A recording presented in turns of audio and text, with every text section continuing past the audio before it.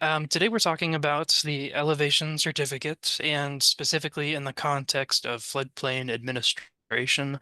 Now I say that, but this class is a bit different than how we've taught it before. I am going to go line by line through the new elevation certificate, and we'll talk about what needs to go on that line. So it is in the context of floodplain administration, but you could all be surveyors by the end of this class and write an elevation certificate. So that's I think everybody's going to get something out of this class today. And we'll get relatively technical, and I apologize for that in advance. But obviously, if you have questions, feel free to ask. But we are going over the elevation certificate, and towards the end, we'll kind of break it down into. First, I'll go through line by line, and then at the end, I'll break it down into what exactly a floodplain administrator needs to know. So it will kind of wrap everything up into a nice summary towards the end. General agenda items. So we're going to go over just the general information about what an elevation certificate is and the most recent version of it. I'll talk about some of the changes that have occurred with this new elevation certificate. And then for the third item, we'll go through every single line of that new elevation certificate, and I'll explain what that line is talking about. Then we'll kind of do a summary of how to review an elevation certificate, what specific things to look for, so that you're not reviewing everything line by line. It'll be in the context of floodplain administration. We'll talk about when to use an elevation certificate and also who can fill out each section towards the end. And then I'll provide some additional resources if you need additional training or documents to follow along to. We'll do that towards the end. Okay, so the elevation certificate, what every floodplain administrator needs to know.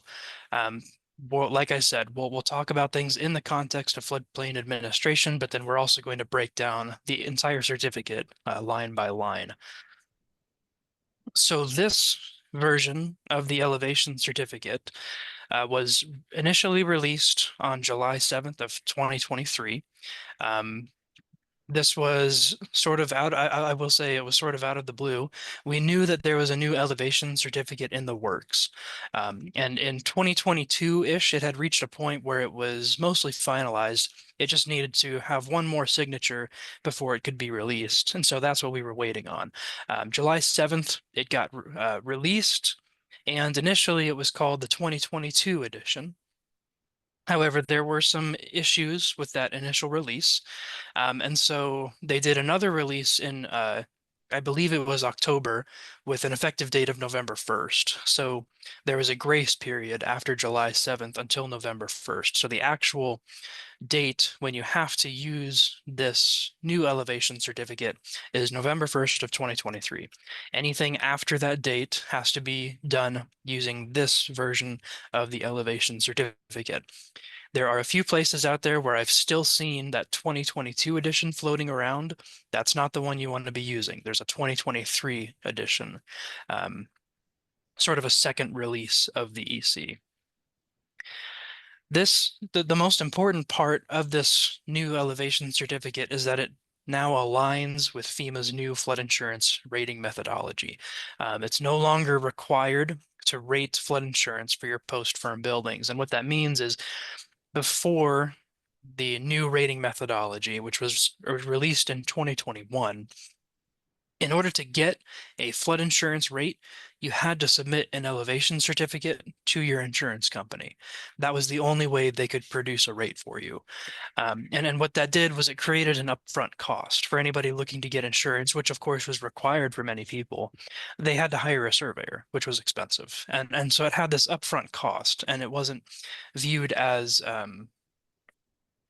equitable for people to do that. So what they switched to was this new rating methodology where now you can get assigned a flood insurance rate without having to submit an elevation certificate.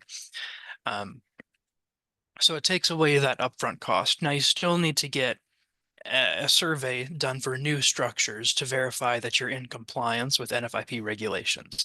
But you don't then have to submit that information to your insurance company for an insurance rate. You can get one without a survey. That was the idea.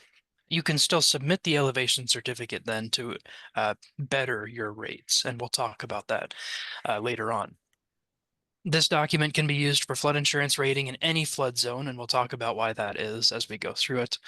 Uh, Previously completed elevation certificates don't expire. So if you had somebody that completed an elevation certificate for another reason prior to November 1st, 2023, that elevation certificate is still valid. The information on that document is still valid. The only time an elevation certificate would expire is if modifications are done to a structure that then nullifies previous elevations that were shot. This version of the elevation certificate has an expiration date of June 30th, 2026. Now, that it'll say that at the top right, you'll see that expiration date. But the key thing here is that it's or until a new version is released. So it may have June 30th, 2026 as the expiration date, but until FEMA produces a new one, this will be the effective elevation certificate. I think the last elevation certificate expired sometime in 2019, and then of course we didn't get a new one until 2023. So it they missed their expiration dates, is what I'm saying, and that will likely happen with this one. Just know that just because we surpass 2026, that date, doesn't mean that this elevation certificate is no longer valid. Again, better aligns with FEMA's new rating methodology. It asks the same questions that would be asked for an insurance rate. There's additional clarity and detail for the instructions part. They've reviewed the instructions that were there before, and improved anything that was maybe unclear or had been commonly missed. They've added more clarity to the instructions section. And again, reducing that burden on property owners to obtain elevations for insurance rating. It's just that upfront cost of having to hire a surveyor in order to get a flood insurance rate. So for example, um, home ownership, somebody's buying a house that's in the floodplain, and maybe it was already elevated. It would be really unfortunate if the prior person did not still have a copy of any elevation certificate, or surveyed elevations, and the new property owners had to hire a surveyor on their own to get those elevations to get an insurance rate just to buy the house. So you don't have to do that anymore. You can get an insurance quote very quickly. For those of you that were at the conference last week, I did that. I just opened up FEMA's quoting tool, typed in a few things about my house, and within 5 minutes we got an insurance quote. So it's a very fast process now. Um, the link to where you can find this document, it's in the digital desk reference. So if you go to our floodplain webpage in our digital desk reference, you can find it there. Now the issue is, and this is the same issue if you open it from FEMA's website, but it might not open from your browser. If you just click on the link, you'll get this message, at least most people do, where it just says that it can't display this type of document. And that might be true through your browser, but what you can do is if you download it first to your local files. So from this screen, you'll see this please wait. There's a download button, the arrow down to the line. If you download that to your computer and then open it from your files rather than from the website links, it should open. At least that's the workaround that I've found. So make sure you save it first to your computer and then open it. If you do continue to have problems, we have created non-fillable versions of that PDF, and the instructions. We've split those into two pieces, two PDFs. Those shouldn't have any issues opening. So basically, you have three versions. There's the fillable PDF, which you have to do that workaround for, or the non-fillable versions below that. Just trying to make things work for everybody. But this is what it would look like on the desk reference. Regarding the new elevation certificate, we'll talk about first what's changed. And every section has changed to some degree. That's the point of this slide here. I don't need you to remember all of this. Just note that everything in green means that something changed. And so you'll see there's green for every section, including two new sections. And we'll go over those two new sections towards the end here. But yes, the property information section has been expanded. There's more questions that they're asking. In Section B, which is talking about your flood insurance rate maps, there's more information that's asked for. The two questions that are now asked are not related to Nebraska, but there are additional questions. Building elevations, more instructions, more information needed in the surveyor section, specifically email address to contact the surveyor. There's more instructions in Section E, more information asked for in Section F, expanded Section G, and then two new sections that are specifically related to FEMA's, the NFIP's new insurance rating methodology.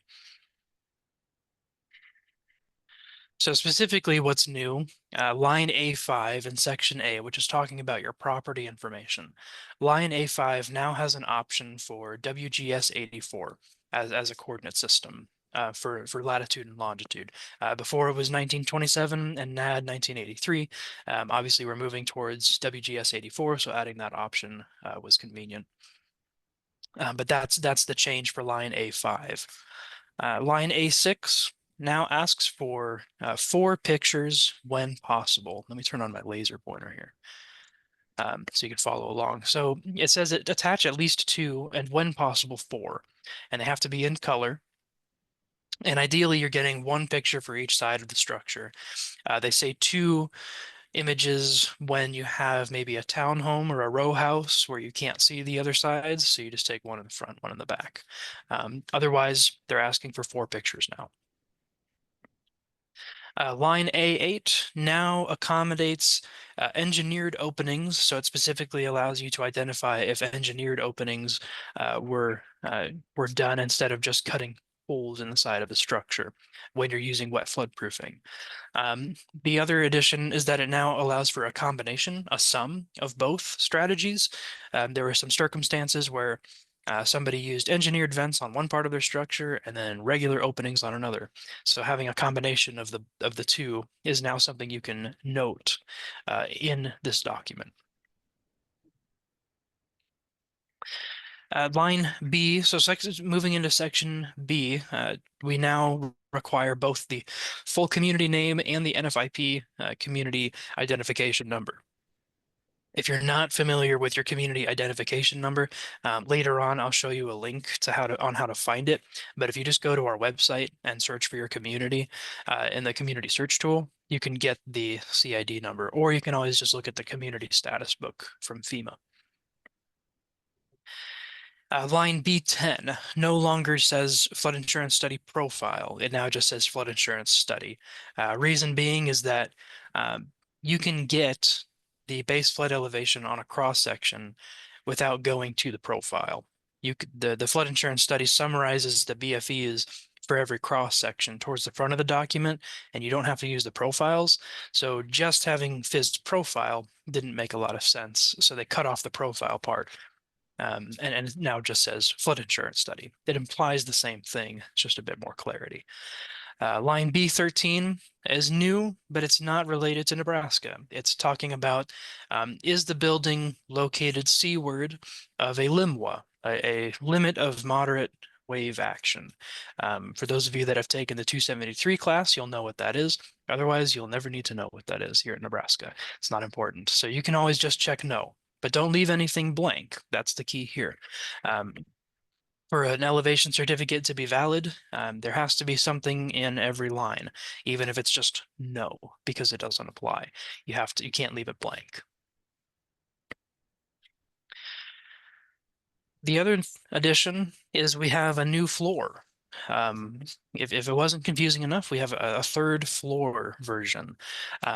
Before it was bottom floor and lowest floor. Those were the 2 biggest things. We've now added 1st floor height. We'll summarize those really quick. So bottom floor, this is the building's lowest enclosed area, including any enclosures below the lowest floor. So this is the absolute bottom of the structure. The lowest floor is the lowest floor of the lowest enclosed area, including the basement. So if you have a basement, which is different than an enclosure below the lowest floor, that's what we're talking about here. But it excludes any of those enclosures. That's a little confusing. I have some graphics to show on the next slide. But the bottom floor is the absolute bottom of the building, including any enclosures. The lowest floor is, technically speaking, the lowest living area of the structure. So say a structure was elevated on top of a crawl space, for example.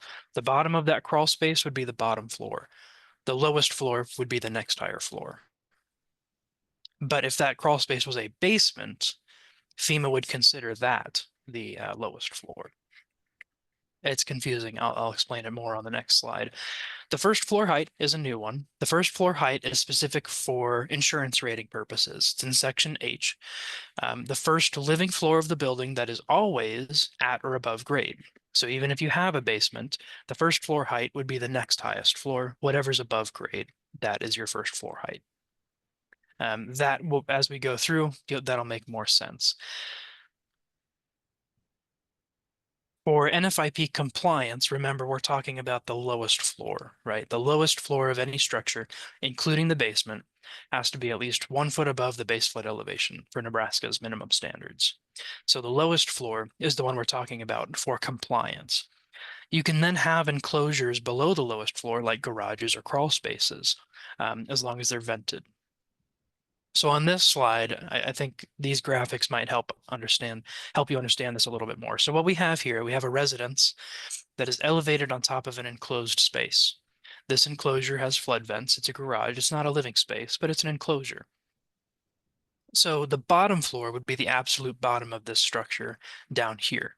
That would be the bottom floor. This is an enclosure below the lowest floor, which is right here.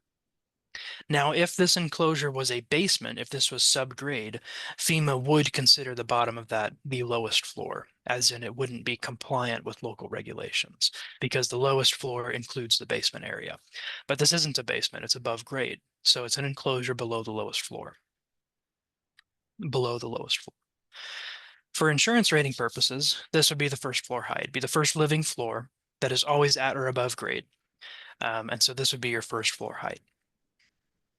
And in this context, if this was a basement, imagine we just sunk this structure down and this was a basement, the first floor height would still be this floor here, whatever's at or above grade. Nothing below grade. So apologies if that's a little confusing, but I'm sure it'll make more sense as we work through everything. Okay. Section C. So Section C, for those of you that don't remember, Section C is specifically talking about surveying the actual surveyed elevations. This is where you enter into where a land surveyor, architect, or engineer is going to be filling out this section only.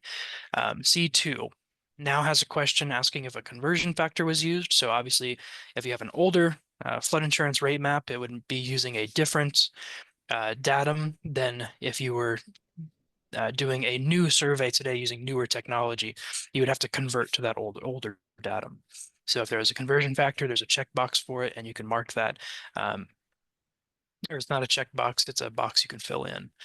C2A is it now has the bottom floor, including basements and enclosures. What they've done is they've just kind of expanded this line to say including basement, crawl space, or enclosure. And the way it works is you mark feet or meters. I don't believe it said meters before. I think that's a new option. Obviously, you can just use feet here. C2C, it said previously for zone V only has been removed. They had that in parentheses for C2C, which is right here. This is talking about the lowest horizontal structural member. The way it works in areas where they have wave action, the lowest horizontal member, including your floor joists or beams or whatever it may be, has to be above the base flood elevation in that case, or above the wave height. But that's only for coastal zones, right? We're not talking about wave action here in Nebraska at least. So you don't need to worry about lowest horizontal structural member. Just note that for zone V only has been taken away. So small change. C2F through G asks if the lowest adjacent grade and highest adjacent grade are natural or finished. So you'll see these check boxes here for natural or finished. Obviously, that's really helpful for FEMA if they are reviewing letter of map amendment or letter of map revision based on fill documentation. It tells them which way they need to go. If somebody's applying for a LOMA, but the surveyor has marked that this is on finished grade, that tells them it should be a LOMR-F instead. So finished grade just means that they have built it on fill. They've brought in fill or modified the grade in some way to elevate this ground above the base flood elevation. Um, if natural is marked, then they have to uh, provide evidence to support that it was on natural grade. Otherwise, if you are in doubt, always just check finished. Um, Pat says, is it in an area where nothing is pertinent, do you just put NA, meaning not applicable? Yes. So fill in everything. Every blank that you see, if it doesn't apply, genuinely doesn't apply, mark NA. Everything has to be filled in. Now, as floodplain administrators, that doesn't really, it doesn't mean a whole lot to you. It's just if FEMA's going to process an elevation certificate for whatever reason, like a letter of map change, they do want to see every field filled. So if it's genuinely not applicable, they should put something in that box, whether it's NA. Don't put 0, obviously, because if you put 0 as the surveyed elevation, that could cause some issues. So NA is the best option.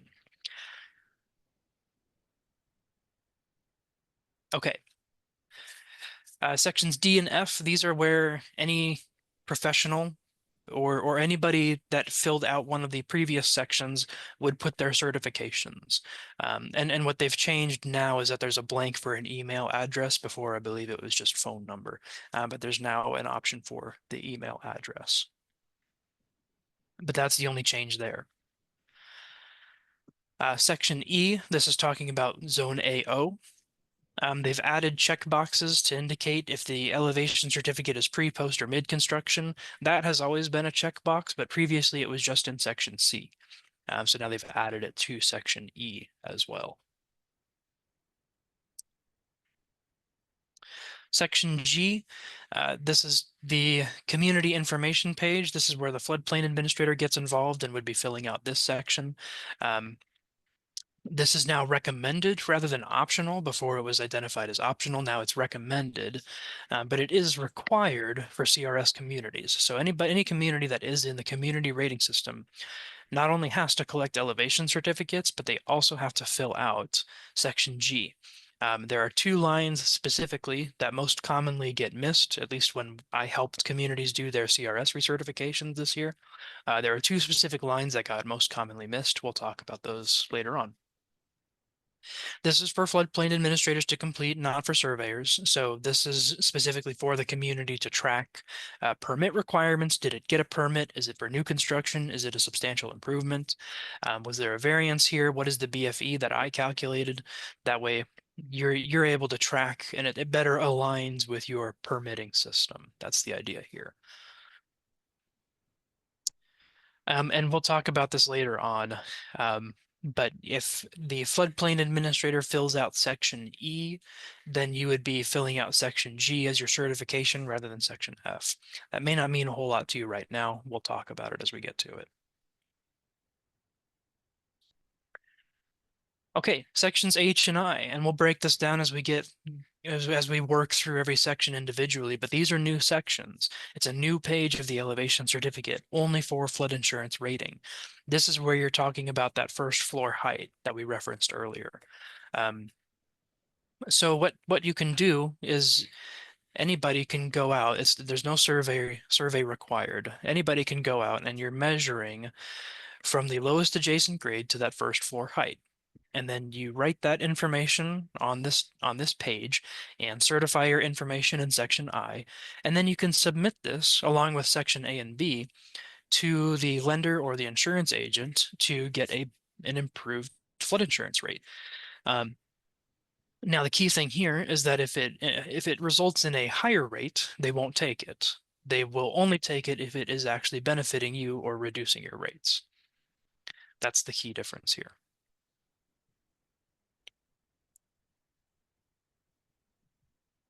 Sorry, just moving things around a bit. Okay. But the idea here is that anybody can complete this section without needing a survey.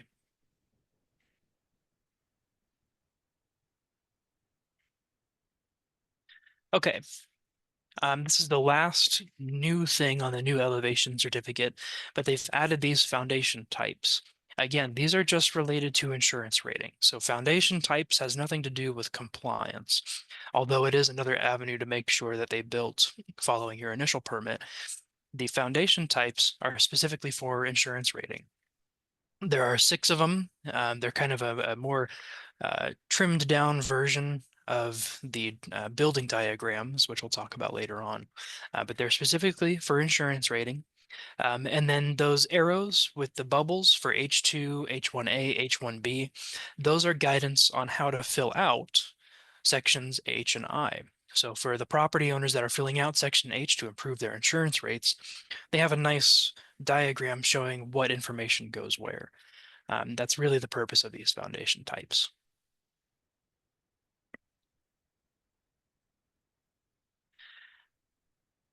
Okay, so we come to our first poll question here. So when possible, how many pictures are now required for an elevation certificate to be considered acceptable by FEMA?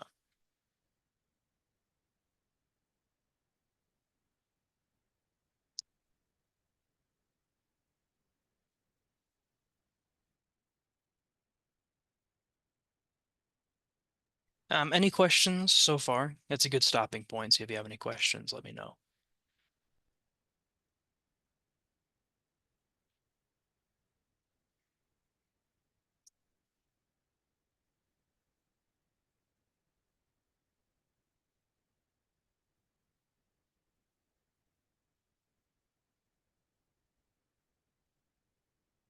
Okay, perfect.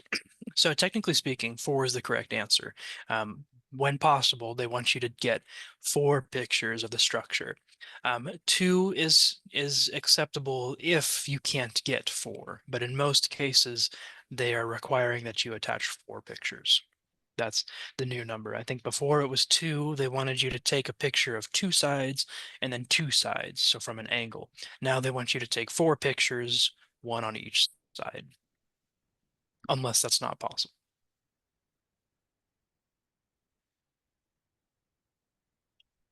Very good. Excellent. Okay, so that's a brief summary of the changes with the new elevation certificate. And now we're going to walk through it line by line, section by section, so you can see what information goes where. And then once we're done with that, we'll wrap everything up into a summary so that floodplain administrators can see specifically what they need to look for. So completing an elevation certificate. And if you want to follow along, you certainly can. Otherwise, there will be pictures on the slides showing the sections as we work through it. So you can have it open on your computer if you'd like. Otherwise, the slides will include pictures. So starting with section A. So we are on technically page 2 of the elevation certificate, first page being some more instructions. But page 2, this is where you'll start. Section A. Section A is asking for property specific information. So anything directly related to the building itself, where it's located, what the use of the building is, all of that information is going to be contained in this section specific to the building. So the key thing here is that it does include the building usage, and it includes the address and a property description. All 3 of those things should at the very least align with the initial permit documentation that you provided. So you would have ideally permitted this structure to be built. And then this surveyor is coming in after the fact and filling out this elevation certificate, and you're double checking your permit to what they found, their fact finding, using this document. So you would check that they built it in the right place, first of all, and that it is being used for what you permitted. But that's information that's just right on this first page. Um, the as we're working through, The instructions will include detailed information about how to complete each line. So you don't have to memorize everything that I'm telling you here. If you click this form instructions button, if you're using the fillable PDF, if you click this form instructions button, it'll kind of flip the PDF to the instructions page, and then it will work you line by line through the elevation certificate. Um, just note if you're not using the fillable PDF that you'll have to that button won't work. So you'll have to just open the instructions as a separate PDF, which we've uploaded to our website. Okay, so working through section A, we'll start off with A1 through 4. All of this information is about the building location. So first of all, we need the building owner's name. So building owner's name, not who's completing the elevation certificate, but the building owner's name. And with that, on A2, we're going to include a street address. If you don't have the street address yet, maybe it's just a lot at this point, they can use A3, where you can put a parcel number or just a general property description following the legal description, either lot or block numbers or a legal description. So they're pretty flexible with what you have, but ideally you would fill out all of the information that you have. So if you have an address and a property description and a parcel number, include all of this information. Um, just be as thorough as possible. Now, one thing to note is that as a floodplain administrator, you are also able to ask for a site map to be included with this. So just additional verification on where this is located. But feel free to send back an elevation certificate to a surveyor and ask if they include a site map. That's perfectly within your right to do that, to verify that they are looking at the right structure and that it's in the right place on the property, especially if it's a larger lot. Okay, moving down, line A5. This is your latitude and longitude. The key difference here is that FEMA is now asking for 6 decimal places or more if you're using decimal degrees. For degrees, minutes, and seconds, at least 2 decimal places. But the one, and doing the CRS recertifications this last year, line A5 was the most commonly missed. I think almost every single elevation certificate that was reviewed for every community during that recertification process had missed line A5 because previously they just asked for 4 decimal places. Now they're asking for 6. The nice thing is if you go to Google Maps and right click on Google Maps, it'll give you up to 10 decimal places. So you get plenty of decimal places to choose from, but they now want 6 for A5 for FEMA to accept it. Line A6, again, now we've added that 4 photographs. The key thing here is that they have to be taken within 90 days of completing the survey.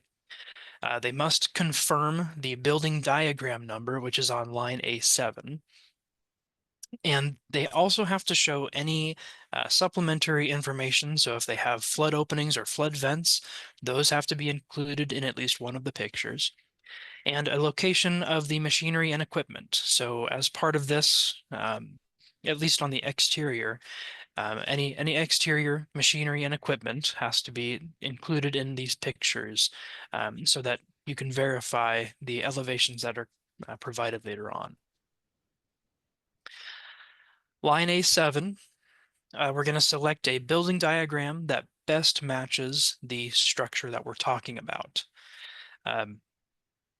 Building diagram numbers tend to be the most confusing part of an elevation certificate, so we're going to go through each of the diagrams here, and I'll talk about what they're representing. So the building diagrams are located in the instructions. So when you flip over to the instructions, and I'm not remembering which page it's on, but the building diagrams are contained within the instructions. You have to scroll down a bit. But starting with diagram 1, and they're split between 1A and 1B, you have your structures that are on a slab, whether it's a slab on grade or a raised slab. These are structures on a filled slab foundation. And this is pretty self-explanatory. I think we can all envision what a slab structure looks like. It does not include split level structures. So this would be the entire structure. is on this slab. If it's split level, it'll be a different diagram number.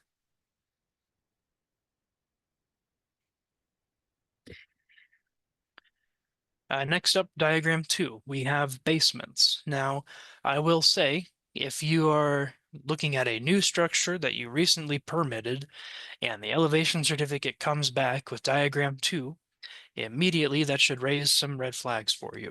A basement that is especially below the base flood elevation would not be compliant, right?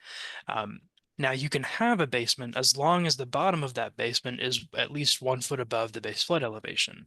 But in most cases, seeing diagram 2 in the floodplain would raise some red flags. So usually this is used for your pre-firm structures that are currently just non-compliant. They're grandfathered. That's most common when you would see this diagram used. For 2A, you have your completely subgrade on all sides, basement, pretty self-explanatory. All 4 sides are subgrade. That's your basement. And this would include an underground garage if that's what we were talking about here. But this would be completely subgrade on all sides. Diagram 2B is to us, we might think of it as maybe a walkout basement, but FEMA defines it a little differently.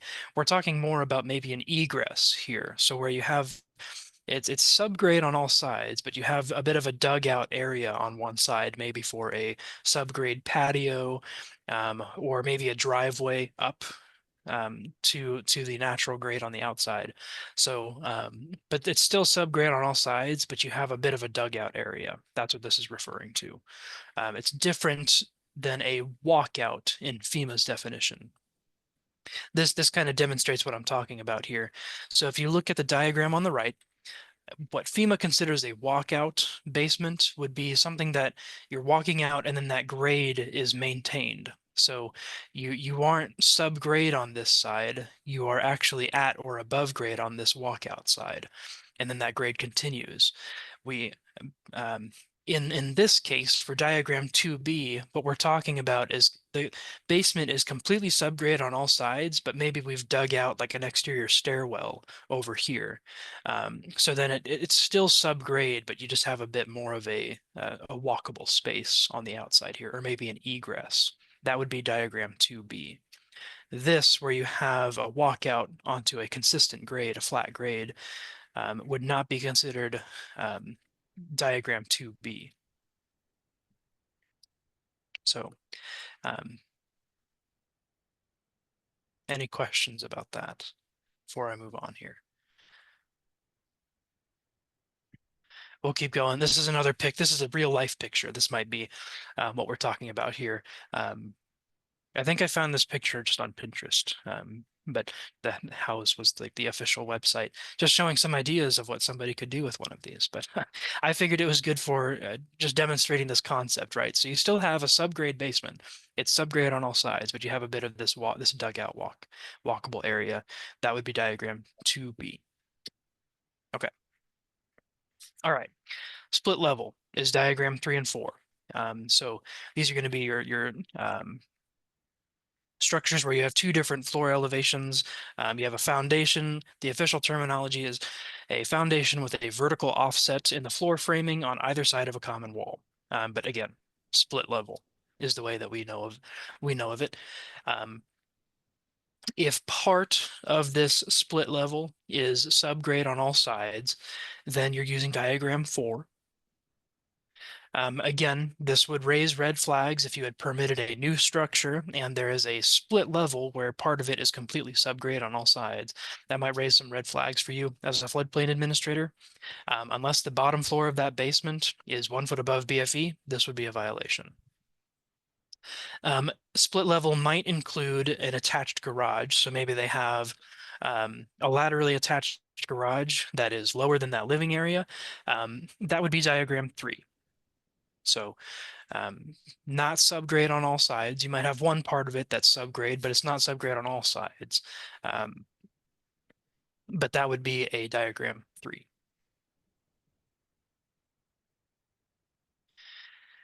Diagrams 5 and 6, so these are for posts, piles, or piers, anything that's elevated on top of posts. We have a few examples of this here in Nebraska. I think we have some pictures later on of those. Um, but diagram 5 is for it's just purely elevated on top of posts. You might have like a stairwell going up to it on the side of the structure, but that still counts for diagram 5. If they then put some form of enclosure below that elevated structure, then you would have diagram 6. If you remember that the structure that we talked about later, or sorry, earlier on, where I was explaining the differences in the floor heights, that might be a diagram 6 because it was a partially enclosed structure, but it was fully on these posts. So that was an example of that. This is different than a crawl space. Keep that in mind. Crawl space is a different diagram altogether. So we'll get to that one in a moment. This is just if you have a smaller enclosure, but the structure itself is elevated on top of posts. This is most common in your coastal areas. They have regulations for and when enclosures are allowed and how to do it. They have to have breakaway walls, which we don't really talk about much here in Nebraska. Um, but this is most commonly seen in coastal areas. Obviously, this is a pretty dramatic example, but you tend to have to take dramatic measures on the coastlines in order to be compliant. So this is pretty typical in those areas. We do have a few structures here in Nebraska that look like this. And also keep in mind your mobile and manufactured homes that are on top of those that sometimes they're elevated on posts, but otherwise just columns that would fall under this category. And then also if you added that enclosure down here, that would fall under diagram 6.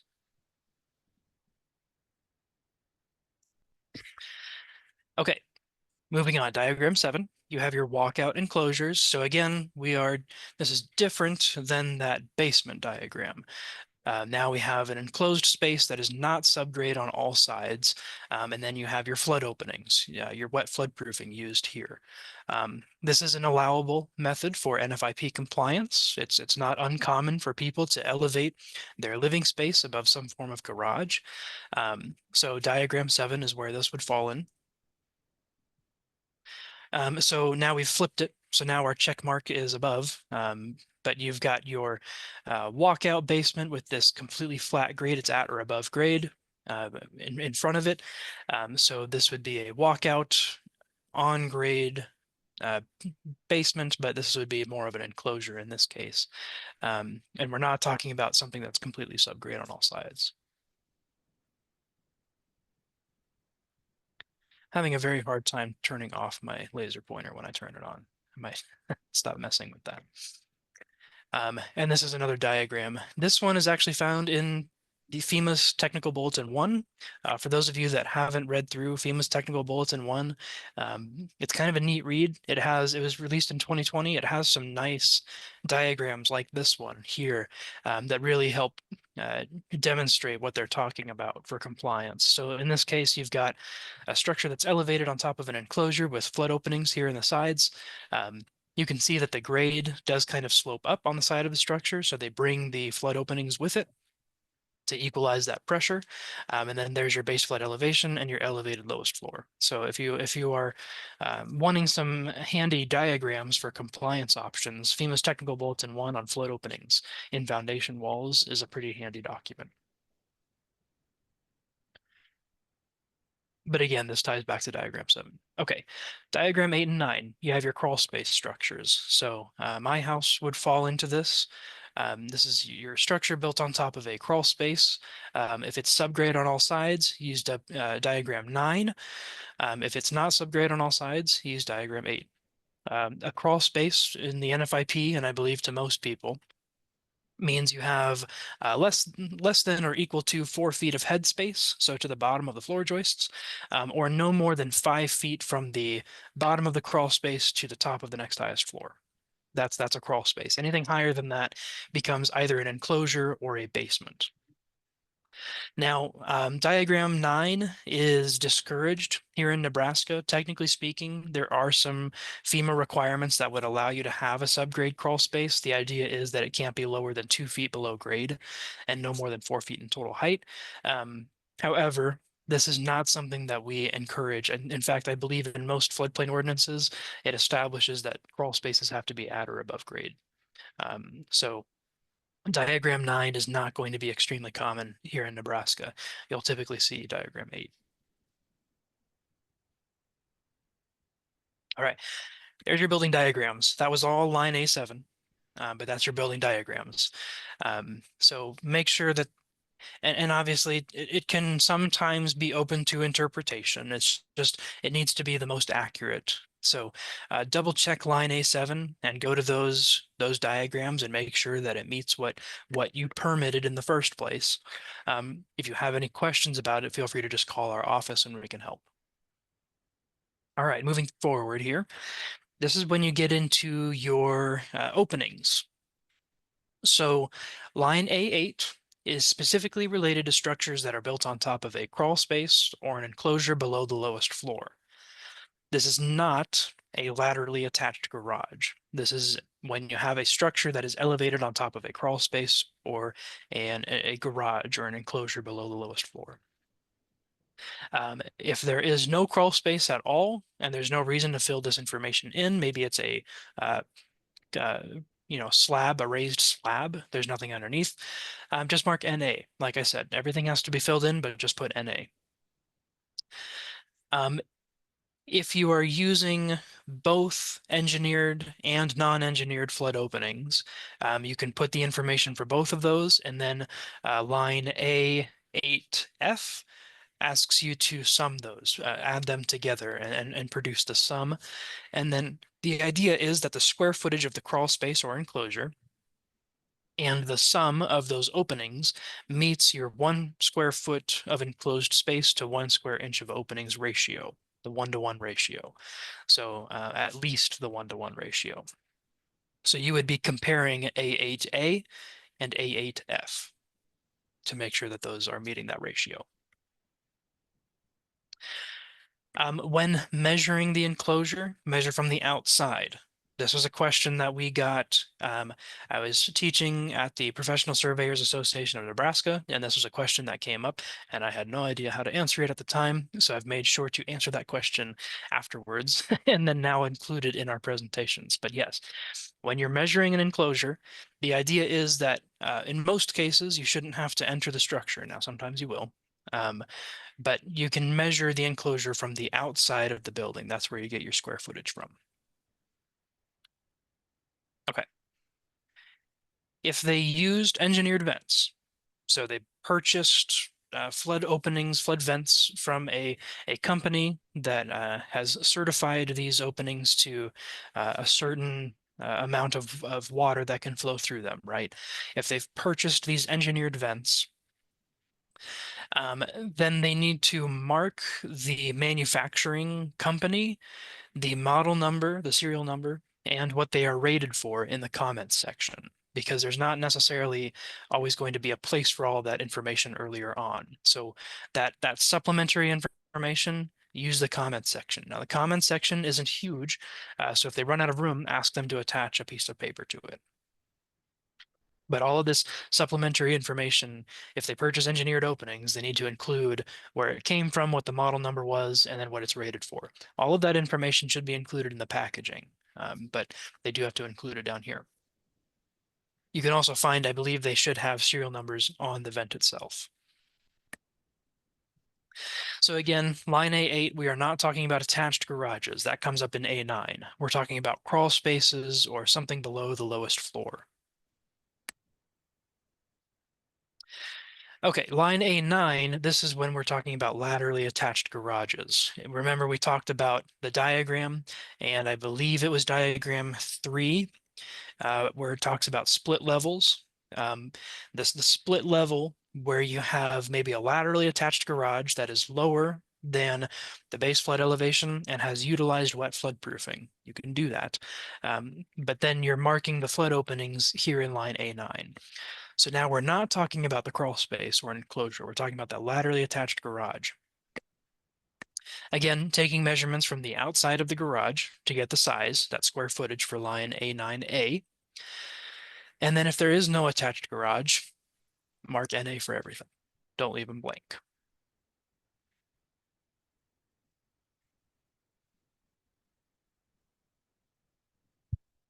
Okay, that's section A. Any questions about section A? All of that just has to do with the building itself. Just figuring out where you're at, what's been built, how have they built it, where was it placed. Section B, this is talking about your flood insurance rate map information. So everything regarding the floodplain mapping is in section B. Now, they should be, the surveyor, whoever's filling this out, should be looking at the initial floodplain development permit that you completed. They would have come to you for a permit to build, and this information should have been provided on the permit. The base flood elevation, the flood insurance rate maps, the flood zone that it's in, all of that information would be contained on the permit. They should just be following that information in section B. However, a lot of surveyors are trained to actually come up with base flood elevations on their own using the flood insurance study. So sometimes you might see something that varies a little bit from what you initially permitted. So make sure you're double checking that. And if it is lower than the number that you provided, that should raise some red flags. Obviously, you can get in contact with us if you need some help on that. Um, but ideally, the information contained here should match what you permitted. Um, Lines B1 through 5. This is your community name, your NFIP CID number, your county name. And if you are a county, you'll just be putting the same thing on both lines. State, the panel number, and the suffix. All of this information, at least the um, all of this information can be just found on the flood insurance rate map itself in the title block. So I've got a copy of that title block here for Lancaster County. It's got the panel number. It's got your community ID number. I should turn on my laser pointer. Sorry, I'm just talking. Your community ID number is here. Your panel number is here, and the suffix. Your full panel number is here. But all of this information can be found directly from this title block, which is very handy. So just open up the firm and just get this information from there. Um, Lines B6 and 7, this is talking about the firm index and any revision dates. You can find that information on the Map Service Center. There is a revision date on this firm, but I believe there was a LOMR that was produced later on, so I don't believe this is the most up-to-date number. So best thing to do is go to the Map Service Center, which Michelle has graciously put the link to in the chat. But you can go to the Map Service Center and search for your community, and it should include any revision dates to that firm panel. But all of this information can come from the Map Service Center. And I'll show specifically, this is what it would look like. So if you just search for your address that you're looking at, you'll get this kind of look here. It'll tell you the flood map. So the flood map for the selected area, if you typed in an address, is this, gives you the full number, effective on this date. And then if you look under changes to this firm, it has the revision dates. So actually the revision date for that panel is June 27th of 2014. So again, all of this information you can find right away just by looking on the Map Service Center and typing in the address. Should pull it right up.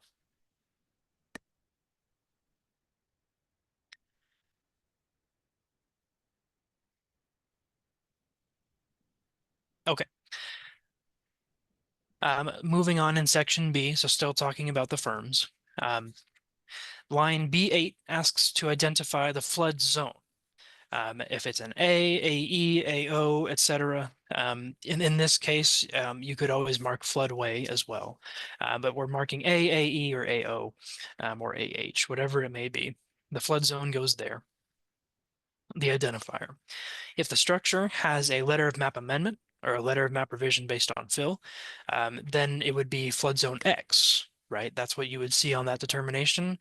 Put that zone on the elevation certificate. So it might show up on the firm as zone A, but if they have this letter of map amendment, their official status is actually zone X. So take that into account. Um, the on line B9, this is where you're indicating the base flood elevation. The base flood elevation, again, that you would have determined and provided on that initial floodplain development permit, that's where this number would go here. Again, double check this number. Surveyors, again, are a lot of them are trained to use flood insurance studies themselves and might provide their own number. So if it ends up being lower than the number that you provided, that should raise some red flags. It should at least meet or be higher than the number you provided on the permit. Zone AO. It'll show a depth number. So if you're in a zone AO, and there's a lot of communities that have these, Schuyler, Fremont, they are some examples of communities with AO zones. This is going to be your sheet flooding, but they have a depth number. So instead of saying a base flood elevation based on sea level, like 1,312, it would say a depth number of 1 to 3 feet. So you'll see an AO zone, and then maybe underneath in parentheses, it'll say 2 feet. And what gets people confused is they will just put um, that they'll just put 2 feet here. Um, and that's not what the purpose of this line is for. You add the 2 feet on top of the adjacent grade. So you take the highest adjacent grade plus that 2 feet, and that's your base flood elevation. So it should be a larger number than just 2 feet. The only time you would put 2 feet here is if you were on the coast and you were genuinely only 2 feet above sea level. It should be that depth number added to the adjacent grade. So keep that in mind. B10. This is the most commonly missed line. This has always been the most commonly missed line. This isn't new to the 2023 edition. Um, but what gets missed is that the surveyor or whoever's filling this section out would mark firm as where they got their base flood elevation from. The only time you would get the base flood elevation from the firm is for AH zones. AH zones, the actual base flood elevation is genuinely written in that flood zone. However, if you are using the flood insurance study to get the base flood elevation, you would mark flood insurance study. If you're in a zone AE, you should be using the flood insurance study to get your base flood elevation. So you would mark FIZ, not firm. Again, the only time you would mark firm is if you're in an AH zone. For A zones where you don't have base flood elevations, you can request those from us. So what you would do in that case is you would mark other, not community determined. You would mark other and then put NEDNR determined. And then you would include the effective date of that determination on this line here. Community determined means that you've gathered your own data to create a base flood elevation, which again would not be very common, but you certainly are welcome to do that. But if you request a BFE from us, you would mark other and then put any DNR determined with the effective date.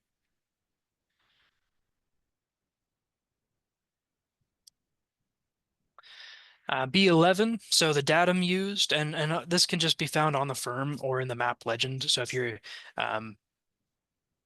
the datum used for the firm it's typically in the map legend. I think there's also another place that it could be included. But we just recommend using the map legend. Oh, it's the notes. There should be a notes section on that firm, and it might also be there. So check that as well. But that's where you can find the datum used for that. Line B12, this is talking about coastal barrier resources, COBRA systems. But in Nebraska, we're not worried about those. So that doesn't apply to Nebraska. You still have to mark no and NA. So don't leave anything blank. Is the building located seaward of a LIMWA? Just mark no. Don't leave it blank. But again, is not going to apply to Nebraska. I did get a question from Dan. If in an AO zone with a depth, wouldn't you mark firm? Yeah, you could. Here, sorry, let me go back here. Oh, I've lost my ability to move.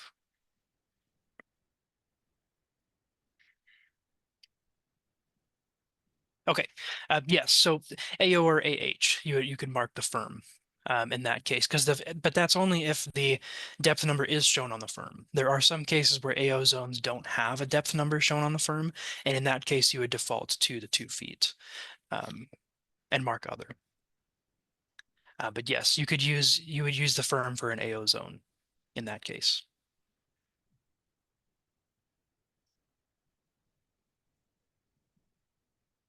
Okay.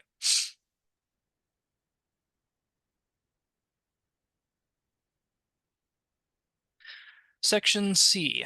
So anyway, Section B, that's all related to the flood insurance rate maps. Let me know if you have any questions about that. Sometimes surveyors will just rely on the floodplain administrator to fill out that section, which you can do.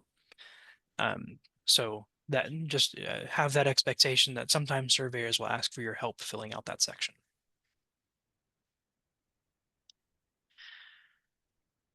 Section C, now we're moving into the part where only a surveyor or a professional can fill this part out. So floodplain administrators don't touch this section. This is specifically for a survey. These are the surveyed elevations that you're going to use to verify compliance with your permit. So Section C can only be completed by a registered land surveyor, architect, or engineer. Um, The one thing that you'll note is that on every page of the elevation certificate, you have a heading asking for the building or street address and the city, state, or zip code. So make sure that that gets filled in every single time. It may seem redundant, but that's the point. If these pages get split up or lost, you need to make sure that they are talking about the same structure, so that way they don't get mixed up. So every single page should have this information repeated on it every single time. As redundant as it may seem, that's the point. It's supposed to be redundant. It's supposed to keep everything together. So C1, starting off on C1, this is the line that I will immediately run to. When a floodplain administrator asks us to review an elevation certificate, the first thing I do is I jump to page 2 and I look at, actually, I think this is page 3, but second page of the document. And I look at C1. And what that tells you is if this is a pre, during, or post-construction elevation certificate. Now, the reason that's important is that as a floodplain administrator, your job is to verify the elevations of the lowest floor post-construction. So you issue a floodplain development permit on the front end for them to start construction. And then when they're all done, you need a finished construction elevation certificate or elevation to be provided to you, showing that they followed your permit. So the only time this elevation, this surveyed elevation is required is finished construction. We've done a number of audits with communities where they provided elevation certificates, but they were based on construction drawings. That's not proof of compliance. Anybody can do an elevation certificate based on construction drawings. You're just making up hypothetical numbers. Hopefully not making them up, but you're putting down hypothetical numbers. It's not based on finished construction. You need the finished construction elevation certificate. Now, that doesn't mean that the other elevation certificates during earlier phases aren't necessary. You can certainly ask for one. Ask for a construction drawing pre-construction elevation certificate to show that they understand the permit that you've written. Maybe they've laid the foundation, so you ask for a building under construction elevation certificate before they go any further to make sure they've put down enough concrete. Just a couple of examples. You can ask for that information. That's within your authority as a floodplain administrator to check at each stage. But there's an asterisk with each of those that says a new elevation certificate will be required when construction is complete.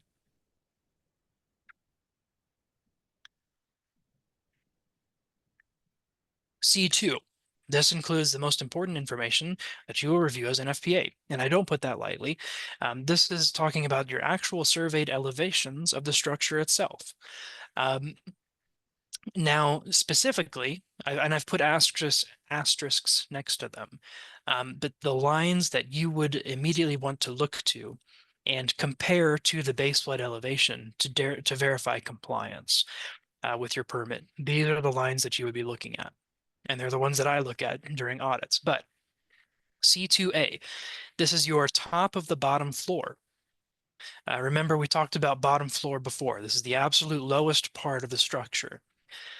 In some cases, this might be lower than the base flood elevation because, for example, maybe you have a crawl space or an enclosure. They would include that elevation of the bottom floor of that enclosure in this line. So we've seen a couple of times where floodplain administrators have sent their elevation certificate and they're really concerned because they see C2A has a number that's lower than the base flood elevation. But then we looked at the pictures and we saw that actually it was elevated on top of a crawl space. And so instead, you wanted to look at C2B, which is that next higher floor. So this is the top of the next higher floor. And that's the number that should be above the base flood elevation. Now, if they don't have an enclosure or a basement, then C2A is the number that you would use. That needs to be 1 foot above the base flood elevation. But if they do have an enclosure, then you need to look at the top of the next higher floor as your elevation. Does that make sense? But these are the two lines, ideally, that you would be using to verify compliance. You would look at C2A or C2B, and you compare it to the number back here in B8, which is the base flood elevation. Or sorry, B9, which is the base flood elevation. You're comparing those two numbers to make sure they're compliant. That lowest floor or bottom floor needs to be 1 foot above the base flood elevation. Okay. C2C, bottom of the lowest horizontal structural member. This does not apply to areas of riverine flooding like what we have here in Nebraska. This is specifically for coastal flooding and protecting from wave action. They can still ask for it. So if the surveyor did record it during the survey, you can still get it, but you don't necessarily need it. There have actually been a couple of times where this is a number that we've asked for. So there were a couple of instances where somebody was wanting to build a porch or a deck off of the back of their structure. So the floodplain administrator just asked that the lowest horizontal member, the floor joists or beams, the bottom of that needed to be above the base flood elevation. And they asked for that as part of the permit. So you would want to check for that in the post-construction phase to verify compliance. So there are some applications for it, but it's not required for anyone but a coastal community. C2D, this is if the structure has an attached garage where you have maybe whether it's the same or different elevation, you would be recording the top of that slab. But so if they have an attached garage, C2D needs to be completed.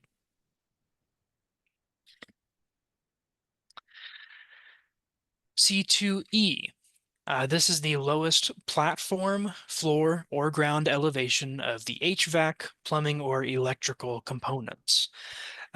So this is just going to record the lowest part of that. If there are other components, those elevations can be recorded in the comments, but this line specifically is just related to the lowest elevation. For CRS communities, this is extremely important.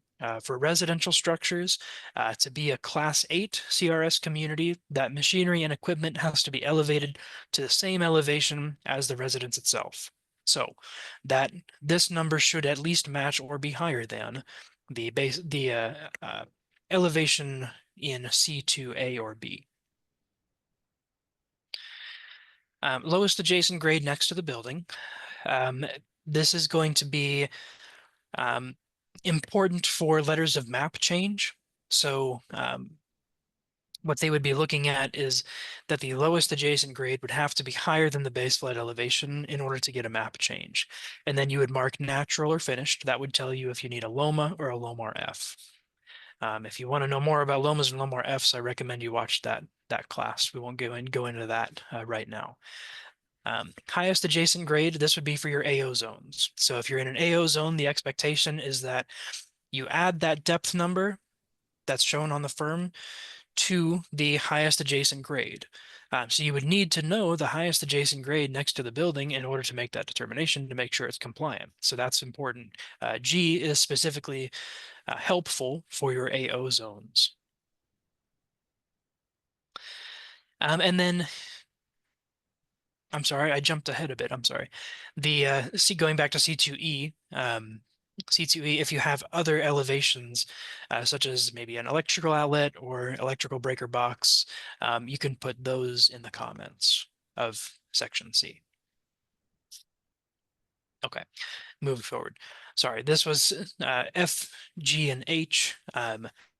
So H is specifically related to the lowest elevation next to any footings, supports, or stairs.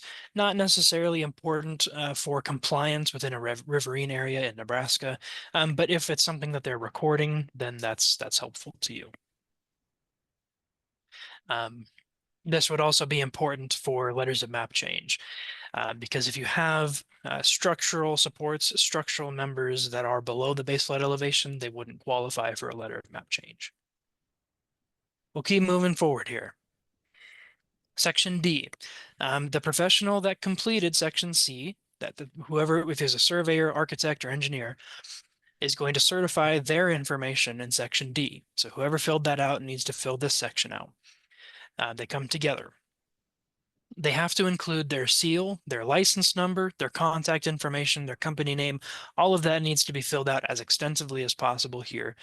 And then what your job is as a floodplain administrator is to verify their contacts, their licenses. And you can do that on your own. That information is publicly available.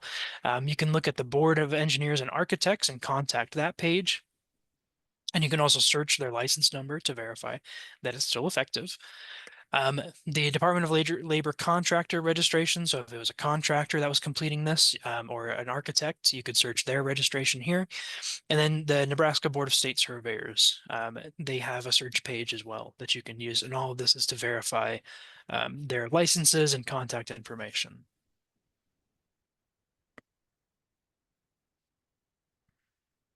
Okay, Section E. Less commonly used, but this is exclusively if you are in a zone AO. Now, it does say if you look at the heading of this section, it says Zone AO and Zone A without BFE. Now, in Nebraska, if you remember, we don't really have Zone A's without BFEs because we can provide BFEs to you for free. So if you request a base flood elevation in a Zone A, we'll provide that to you. So Zone A without BFE doesn't really apply here in Nebraska because we can provide them. Now, specifically for Zone AO, this would be the section you would fill out. Now, you don't need a survey for Zone AO. And what we mean by that is, again, you take the highest adjacent grade and you add the depth number, and that's your base flood elevation. So for example, the highest adjacent grade is 1,100 feet, and then it's a 2-foot AO zone. So the base flood elevation is 1,202 feet. And then they need to be 1 foot above that number. All you would do is take a measuring tape, measure from that highest adjacent grade, and as long as they're 3 feet above that highest adjacent grade, they are in compliance. You don't need a surveyor to get that. Now, you do need a surveyor to get that highest adjacent grade. So it says survey not required. That's technically true if you already know the highest adjacent grade. If you don't know the highest adjacent grade, then a survey is required. So again, the heading, we're on a new page. The heading has to match the previous pages. Again, has to be based on finished construction. So make sure they have marked finished construction, unless you've explicitly asked for a different phase of construction. The section can be completed without a professional survey because the measurements are made based on the grade. However, to determine that highest adjacent grade, you still need a survey. Now, ideally, you would have figured out that highest adjacent grade during the permitting process, but in the case of a structure that's already there, that would be, you wouldn't necessarily have this information. You can still require a surveyor to complete this section. Just because it's not required doesn't mean it's not necessary. So E1A, this is the top of the bottom floor compared to the highest adjacent grade. Now, it might be lower than the base flood elevation because, again, remember previously, this is talking about it includes the bottom floor, the crawl space, the enclosure elevation.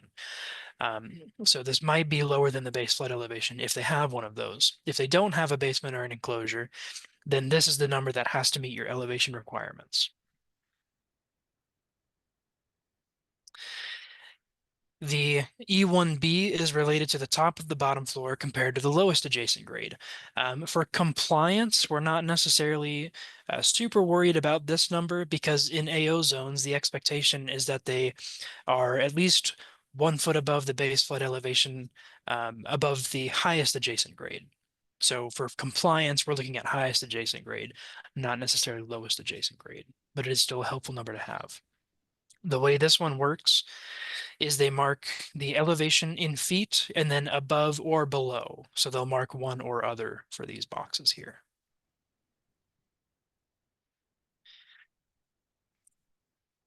If they have an enclosure below the lowest floor, then they would be filling out E2 for the top of the next higher floor. So this is the number that you would look at for compliance if they have an enclosure or a crawl space. E3 is if they have an attached garage in relation to the highest adjacent grade. Again, they're looking at the height of the top of that slab. This might be for your split levels. Um, E4, same as before, elevation of the HVAC, plumbing, or electrical components, and again, in relation to the highest adjacent grade. So adding that in relation to the highest adjacent grade. E5, this is for your zone AOs without a depth number. You default to 2 feet. So that would be what you would mark in, if it's a zone AO without a flood depth number, then you would be filling out E5.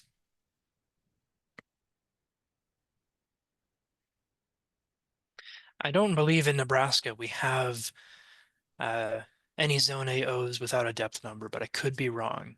If anybody knows I'm wrong, feel free to let me know. Okay. Down below section E, you have section F. This is very similar to the previous section with the surveyors. Whoever filled out section E has to fill out section F. So it's whoever the certification of whoever filled that out. It can be the property owner, like we said, we didn't need a survey for section E, so it can be the property owner or another representative. The floodplain administrator, if the property owner is the one that filled out this section, we highly, highly, highly encourage that the floodplain administrator go out and verify these numbers. Not that you can't trust your community members, but it's just important that we're double checking their numbers. They may not know or have experience with filling out this section. So we just say go out and inspect those numbers, double check them if the property owner is the one that completed this. There's always the issue of self-certification, right? If the floodplain administrator is the one that filled out section E, then you should fill out your certification in section G rather than here. I mentioned that at the beginning. It used to be that the floodplain administrator would fill out their representative certification in this section, but if the floodplain administrator filled out section E for AO zones, use section G, which is up next, to certify your information rather than this section. Section G is for the floodplain administrator themselves. And this is a recommended section for all communities. Anytime you get an elevation certificate, we recommend you complete Section G, but it is required for CRS communities. So if you're in CRS, you have to fill this out in order for FEMA to accept it during the recertification process. The ones that came back the most are the elevation certificates where they hadn't filled out lines G8 and G11. Those are required at a minimum for CRS compliance. G8, and I'll get my laser pointer on just a moment. G8 indicates that the permit is for either new construction or a substantial improvement. And then for variances, if there was a variance issued, G8 and G11 are the two check boxes that FEMA was checking for. Sorry, ISO was checking for during the CRS recertification.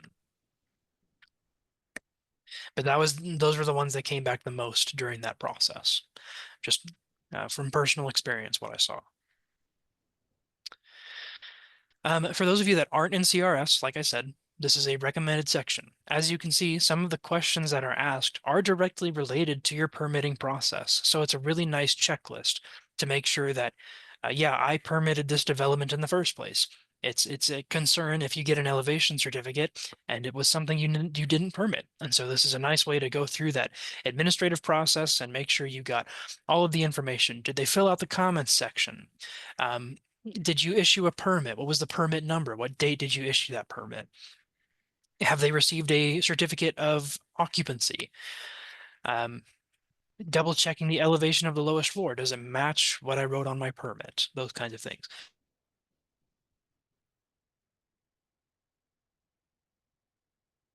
Just a nice way to verify is typically filled out upon receipt of the form by the floodplain administrator. So you'll receive it and then you're going through this after you receive it. However, you can fill it out on the front end if you know somebody is getting a survey.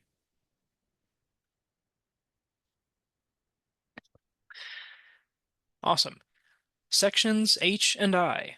So these are the two brand new ones. Now, as floodplain administrators, you're not really that concerned with sections H and I. They're specifically for insurance rating. They don't have anything to do with compliance with NFIP regulations. But it might be something that you would be asked for help with. So if you have property owners that are filling out an elevation certificate to improve their insurance rates, it's not unreasonable to expect that they might reach out with questions about this section. So be ready for it. Um, Anybody can complete this section. This is a really nice tool for anybody looking to improve or reduce their flood insurance rates. What you do is you go outside, you take a measuring tape, and you measure from the ground touching the structure to the first floor above ground. So even if you have a basement, FEMA does not want to hear about it. They don't need you to mark that you have a basement. You are marking how high your first floor is above grade. So if you have a basement, you ignore the basement, you measure from the side of the house to that first floor height above grade. And you write that information down in section H. And then you can provide this information to your lender or your insurance agent, and they will adjust your rates accordingly. You can still hire a surveyor to complete section C. In fact, that would get you the most accurate flood insurance rate. But now you don't have to. That's the idea. So talking about this section, we'll go through line by line and I'll explain how it works. But one more note that if you submit an elevation certificate to your lender or insurance agent, they will use the lower of the two rates. So even if you submit something and it hurts your rate, makes it higher, they won't adjust your rate to that higher number. They will keep the lower number. So it does not hurt to submit an elevation certificate in any case. Now, the property owner may still hire a surveyor to complete Section C, like I said before, but it's an option. For insurance rating purposes, it's an option now. Okay, so it starts off with H1A and B. Now, H1A, and it's a little confusing because of the way it's worded, but I'll break it down a little bit. H1A is the height of the top of the floor above the lowest adjacent grade to the structure. So the lowest part of the ground touching the structure, the height of the top of the floor above that. H1A is used for any building that does not have an area below ground. So if you don't have a basement, you are using H1A. Think of A for all above. That's the easiest way to think about it. H1B is the height of the next highest floor above grade. So if you have a basement or a space that is subgrade, you would instead fill out H1B and you would measure from that ground to the next highest floor above ground. Think B for basement or below. So if you have a structure where everything is above ground, you would fill out H1A and then you would just put NA for H1B. But if you have a structure with a basement, then you would fill out H1B, measure to that next highest floor, and measure NA for H1A, or write NA for H1A. Any questions about that?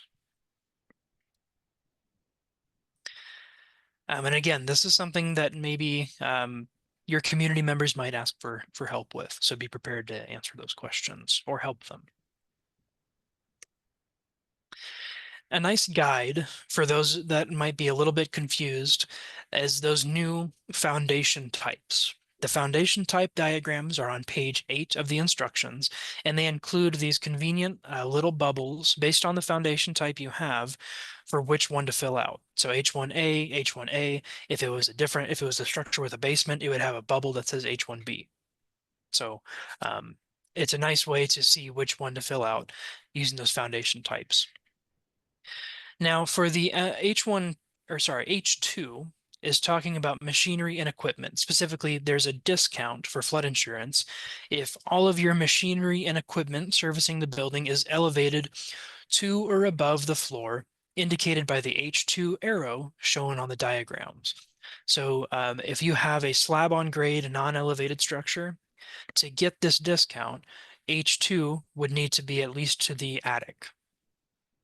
However, if you have an elevated structure, then H1 or H2 would just be on that main living floor. And so these bubbles kind of indicate if your answer is yes or no. So if I have an elevated structure but my HVAC is down on the ground, I would have to mark no because I'm not at least to that H2 bubble. That makes sense? So these diagrams are very helpful. They walk through exactly how to fill out section H because again, a property owner should be able to do this on their own. And then section I is, again, whoever filled out section H is just certifying their information. So who filled it out, sign it, include your contact information, and any comments that you want addressed. If the floodplain administrator completed section H for a property owner, again, certify your information in section G rather than this section. So go back to section G and put that there. Some guidance for photographs. So again, at least 4 photos when possible. You can provide photos digitally. Those are accepted. Floodplain administrators can request more. So if they only give you 2, ask for 4. If they take 4 pictures, but they didn't include the AC in one of those pictures, ask them to go take a picture of the AC. If they take 4 pictures and there's a bush in front of the flood vents, ask them to go behind the bush and take a picture of the flood vents. These are things that you can ask for. Or you can go verify on your own if you'd like and do an inspection. These photographs have to be taken within 90 days of the survey. It's recommended that they have timestamps. If FEMA is going to process them, they need to have timestamps. Or they can be included in the caption. They have to be in color and at least 3-inch by 3-inch size photos, but they have to be in color. That's kind of the key thing now. And they have to support the diagram number and all of the previous information. So whatever else was provided previously, if they had openings, elevated equipment, and the diagram number, these photos should support all of that information.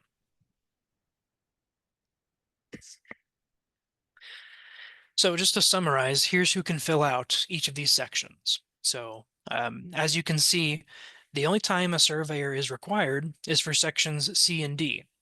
However, as floodplain administrators, those are the most important sections. That's how you verify that they built in compliance with your floodplain development permit.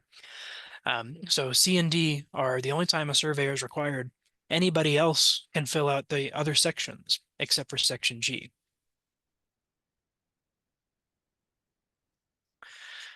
All right, reviewing an elevation certificate. This is going to kind of bring everything into perspective of the floodplain administrator. Here's what to look for. On page 2, remember section A and B. I recommend, and obviously you want to check all of the information, but if you're just doing a brief review, this is what you should look for. Double check the address or property description. Double check that it's in the right place, that they're talking about the correct structure. Double check that building use. If you permitted a non-residential building, but the surveyor has marked that there's a residential section of this structure, that should raise immediate red flags. So double check that building use. Make sure it aligns with what you permitted. The only time it's an accessory building is if you permitted it as an accessory building and it meets your definitions. So maybe they think it's an accessory building, but actually within your definitions, it's a non-residential. So double check that building use. If they have a crawl space or an enclosure, double check that square footage with that sum of the opening area. Those are the 2 numbers that you would double check. If they have an attached garage, same thing. Go immediately to that square footage of the attached garage and the sum of the openings. Make sure it meets that 1-to-1 ratio. I skipped this, sorry. Double check they're using the right form. If you see an expiration date of 2019, they're using the wrong form. So make sure it has this expiration date, June 30th, 2026. And then, of course, verify your base flood elevations and where they got the base flood elevation from. So the base flood elevation should match what you put on the permit. And if it's an AE zone, they need to mark FIZ. If it's an AO or AH, firm. If it's an A, they need to mark other. But make sure that these match what you wrote on the permit. You flip to the next page. Double check that we're still talking about the right structure, the right location. Double check that this is based on finished construction, or if you asked for construction drawings or mid-construction EC, make sure it's for the right thing. So double check that they are providing you with the correct phase of the project. The one that's required is finished construction. Then you check C2A and C2B. These are your top of the bottom floor and the top of the next highest floor. At least one of these should be at least 1 foot above the base flood elevation. If they have a basement, that's a concern, right? They can't have a basement below the base flood elevation. So make sure you're checking for that. But if they have a crawl space or an enclosure, sure, that can be below the BFE as long as the next higher floor is at least 1 foot above the base flood elevation. But these are the numbers that you would check right away. I put a yellow arrow for machinery and equipment. Kind of depends. It depends if you have that requirement, if you ask them to elevate at a certain height.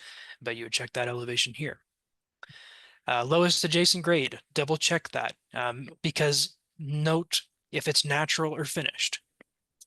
As a floodplain administrator, if you permitted a slab on grade structure, but they have built on a finished foundation or a finished ground, that means they've brought in fill. That would have required additional permitting.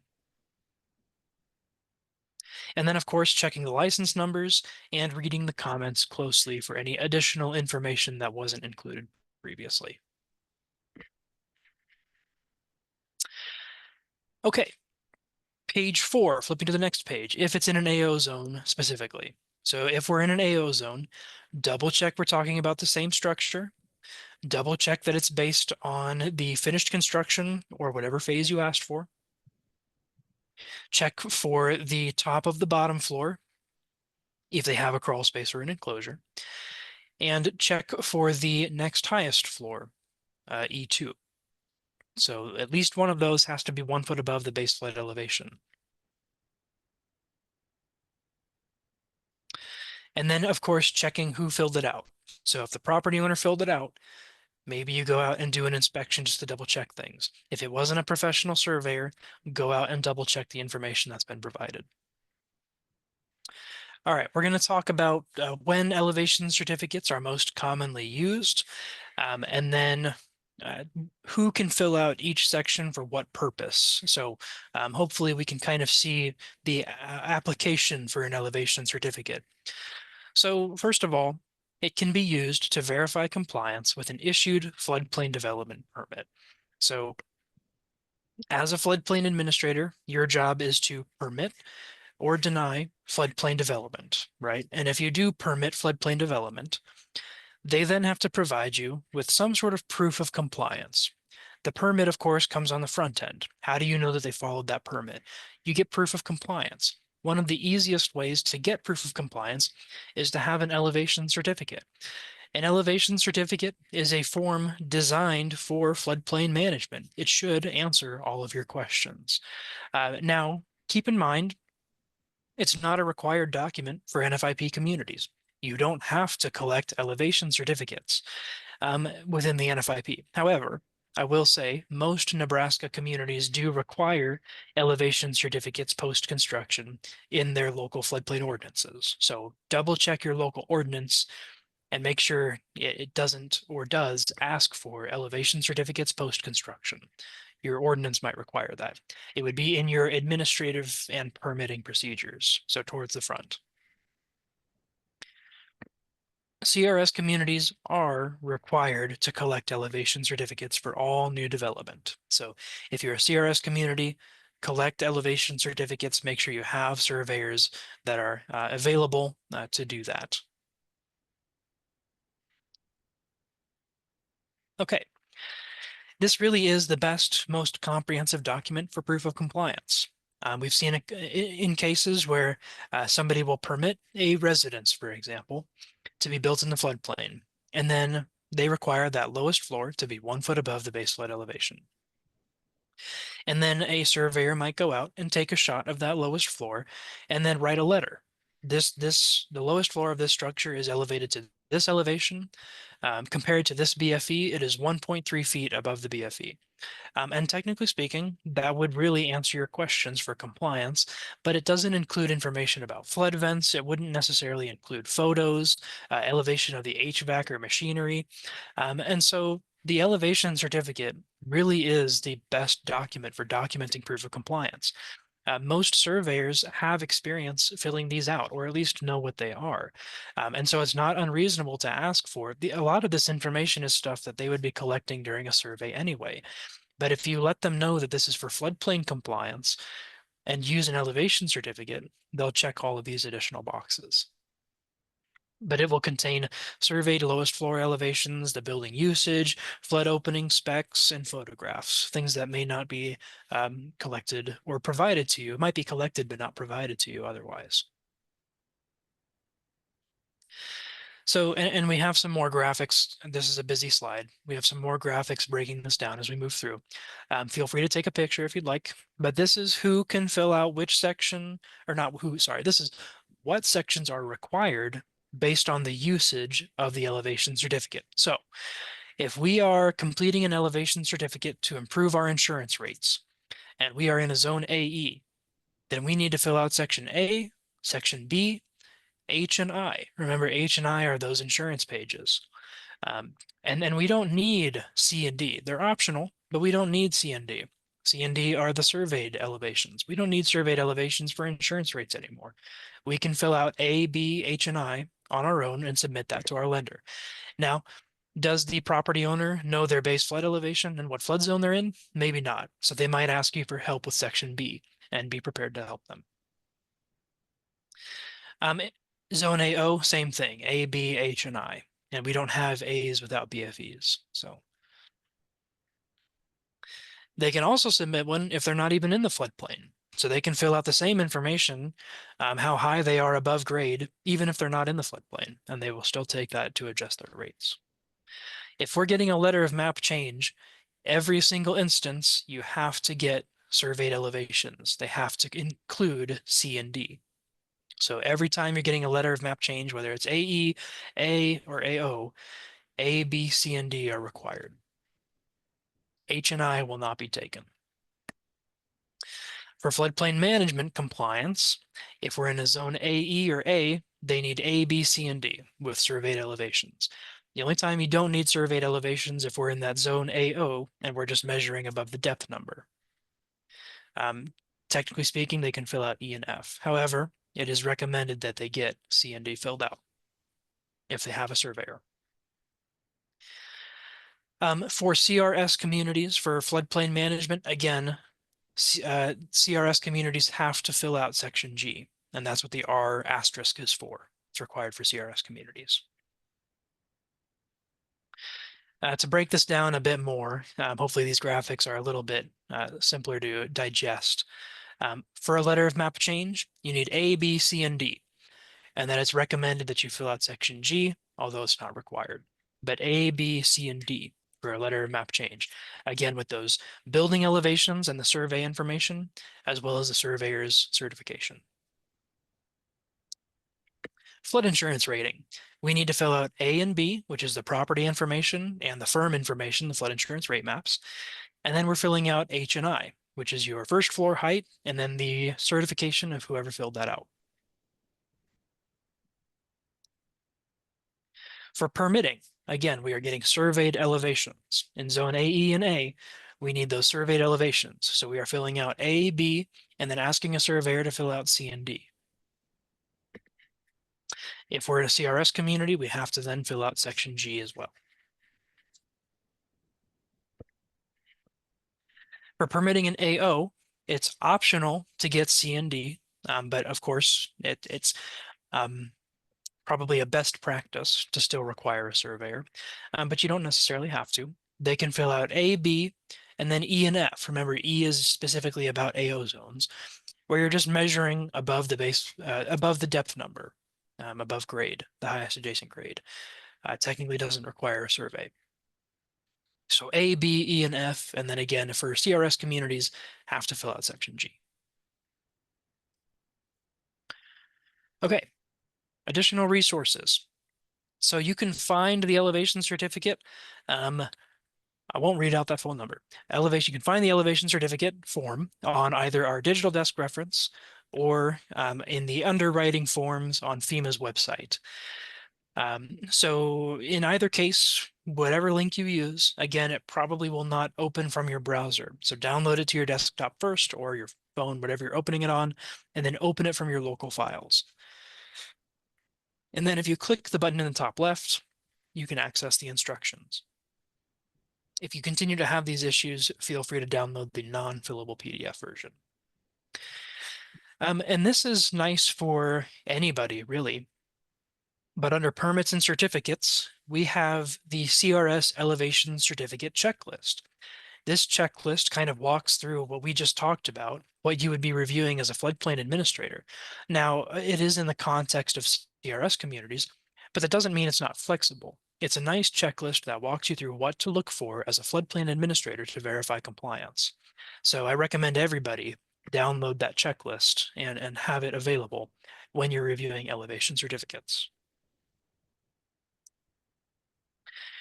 FEMA has a full recorded webinar on the elevation certificate talking about the changes to the new version on YouTube. And you can watch that full webinar. And it kind of, I believe it goes section by section. So you can watch that there. And then understanding elevation certificates, they have a fact sheet that kind of breaks down the information we talked about today into a nice fact sheet that you can read online. That's what that link there. If you have specific questions about the form, FEMA has a general NFIP underwriting mailbox that you can email, and they will provide you with an answer to your question. I think I've emailed a couple of times, and I believe we got a response within an hour.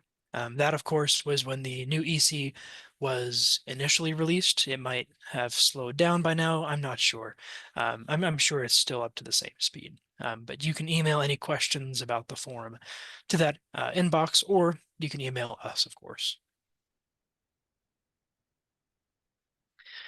There is an EC correction form. This is most relevant to CRS communities. CRS communities have to submit all of their elevation certificates that they've collected within the last year, and FEMA will check them for accuracy, and then any issues have to then be corrected. Now, if they are surveyed information, it has to go back to the surveyor and they have to redo it. But if it's non-surveyed information, such as the building location, like the address, maybe the address is wrong, the diagram number is wrong, they miscalculated the opening sizes, or maybe the base flood elevation they wrote on there was not accurate. Those are non-surveyed. That's non-surveyed information. A floodplain administrator can fill out a memo of correction, which is this document here on the right. And all they would do, you would leave everything blank that doesn't need to be changed. Only the ones that need to be changed you would fill in. So if if the entire elevation certificate was correct, except for the building usage, they would just fill out the property information and then write the correct building usage, and then the rest of this correction form would be left blank. And that is a valid correction form. You staple it to the back of the elevation certificate, and then put your community letterhead, and there's your memo of correction. But again, if it's a surveyed information, such as ground elevations, that needs to go back to the surveyor. That correction form has its own training, which you can watch at this link if you want to learn how to use an EC correction form. This document I became extremely familiar with during the CRS recertification process. So if you have any questions about it, feel free to call me as well. You can always send the entire elevation certificate back to the surveyor and have them complete a new one. That's completely within your right as the floodplain administrator to just send it back. It's entirely up to you. Or if it's non-surveyed elevations, you can do the correction form. Just whatever works best for your administrative process. The problem is for CRS communities, they are given a specific timeline during the recertification where they have to turn things around. And given that timeline, sending it back to the surveyor and having them do a new form, it might just take too long. So that's what the correction form is for. Any questions? This is our contact information. We have a nice full team.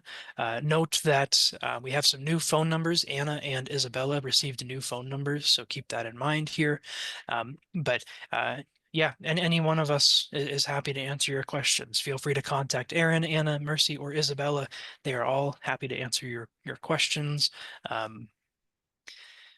But yeah, is there anything else that we can answer? Is there anyone else that has any questions? Quite a technical uh, presentation, so apologies for that. But hopefully you got at least some information out of this that you needed for reviewing ECs.